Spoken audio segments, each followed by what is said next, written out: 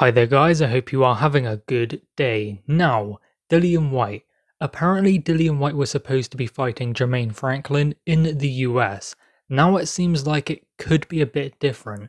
Now, what they were planning to do with Dillian Whyte, Matchroom Boxing and Eddie Hearn, what they wanted to do was get Dillian Whyte out 2 times this year, so that would likely be in the US for both of them.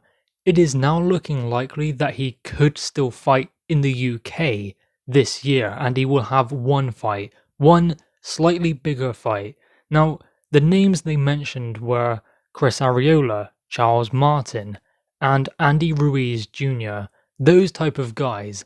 I don't know about you guys, but when they were talking about that, I was kind of putting Andy Ruiz in a different category. I mean, I know if you look at his performance against Arreola, Arreola could have taken that fight, even dropped him. So if we are going off the fact that you are only as good as your last performance, then yes, Ruiz is in and around that level.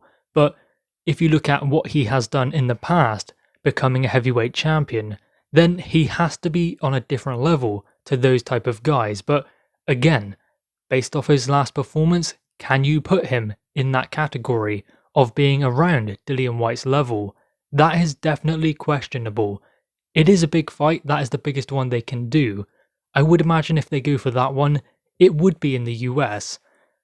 I'm not entirely convinced he's actually going to go to the US. I think that Dillian Whyte could now fight in the UK, which is very exciting because Dillian Whyte does always bring value for money. He always fights someone who can give him a good challenge, and it's always an entertaining contest. He just brings it, and he's a British fighter.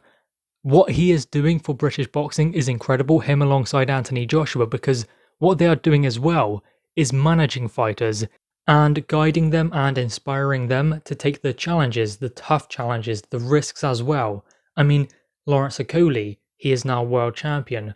Richard Riakporhe constantly stepping up, taking big fights, being in domestic fights as well.